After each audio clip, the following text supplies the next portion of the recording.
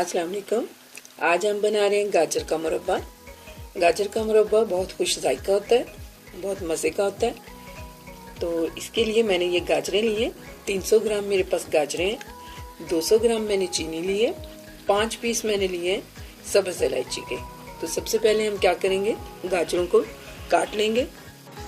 देखिए गाजरों को मैंने इस तरह से कट कर लिए और ये जो मैंने इसका बहुत ज़्यादा हार्ड हिस्सा होता है वो मैंने निकाल दिया बाहर।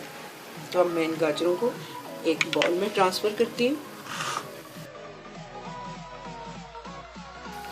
जो मोटे थोड़े से इसके स्लाइसेस हैं उनको भी हम एक जैसा कर लेते हैं, इस तरह,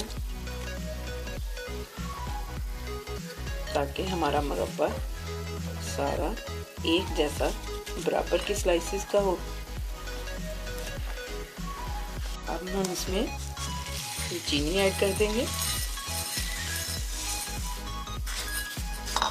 200 ग्राम चीनी थी मेरे पास, सब्ज़ इलायची। अच्छी तरह हम इसे मिक्स करेंगे और इसे हम ओवरनाइट कवर करते हुए छोड़ देंगे।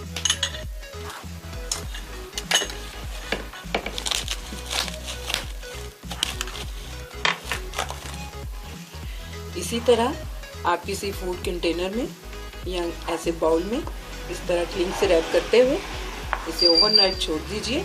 बाकी प्रोसेस हम सुबह करेंगे कि आप इसे हमने क्या करना है आगे। ये देखिए ओवरनाइट हमने इसे छोड़ा था इस तरह,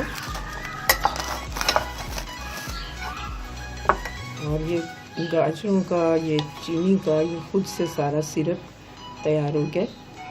अब हम इसमें इन गाजरों को कुक करेंगे। ये पैन में मैंने गाजरों समेत सारा सिरप डाल दिया। लो फ्लेम पे हम इसे कुक कर रहे हैं। मुरब्बे को पकाते हुए 10 मिनट हो गए। लो फ्लेम पे मैं इसे कुक कर रही थी कवर करते हुए। अब मैंने इसका कवर हटाते हुए इसे पकाएंगे। ये बस इसकी चाशनी हमें थोड़ी सी गाढ़ी चाहिए। जो ही ये गाढ़ी होती है फिर हम इसका फ्लेम बंद कर देंगे। 10 मिनट हमने इसे कवर करते हुए स्लो फ्लेम पे पकाया। गाजरें हमारी अच्छी खासी नरम हो चुकी हैं। अब मैंने फ्लेम मीडियम कर दी है और इसे थोड़ा सा हम चाशनी को गाढ़ा करेंगे और फिर हम फ्लेम बंद कर देंगे। देखिए मीडियम फ्लेम पे पकाते हुए 5 मिनट हो गए मुझे, और हमें इतनी ही चाशनी इसकी गाढ़ी चाहिए। बिल्कुल ये एक काफी ना बनना पाए, बल्कि मुरब्बे की चाशनी थोड़ी पतली होती है। तो ये हमारी चाशनी बिल्कुल रेडी है, मुरब्बा हमारा बिल्कुल रेडी है। तो अब हम इसे उतार लेते हैं और इसे ठंडा होने देते हैं। गाजर का मुरब्बा हमारा ठंडा हो चुका है, ये देखिए। अब हम इसे प्याले में निकालते हैं। इसे किसी एयर टाइट जार में बंद कीजिए।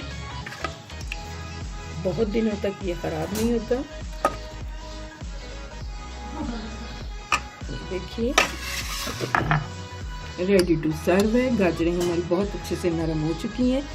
अगर आपको मेरी रेसिपी अच्छी लगे तो मेरी रेसिपी को लाइक कीजिए, मेरे चैनल को सब्सक्राइब कीजिए। अल्लाह हाफिज़।